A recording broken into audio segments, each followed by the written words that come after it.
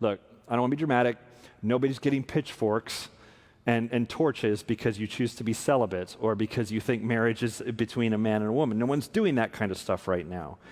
But it's not hard to imagine that those views fall outside of the mainstream enough that people are going to start getting pretty angry about it. It doesn't start with getting heads cut off, but sometimes it ends there. And Jesus reminds us this is part of the deal. Persecution and suffering will come for you.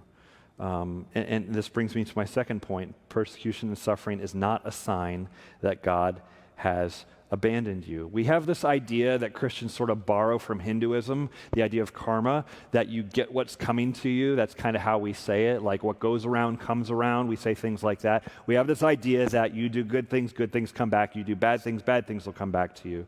But that's not actually the way it works in the history of the world. In fact, Jesus looks at it a little bit differently. Listen to what Jesus says in Matthew chapter 5 about persecution. Blessed are those who are persecuted for righteousness' sake. So there's blessing associated with being persecuted.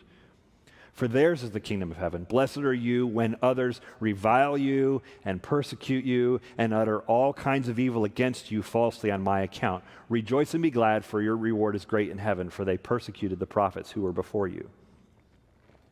Jesus says, hey, if you get persecuted because of me, if you stand up for your faith and stand up for Jesus and you speak positively about Jesus and people don't like it and they persecute you and they falsely say things and they come after you, Jesus says you're blessed because of that.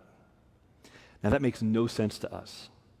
I'm not blessed because of that. If people revile me and speak against me, that is the opposite of blessing. That's horrible. I don't want that. And Jesus says, no, that's not the way it works.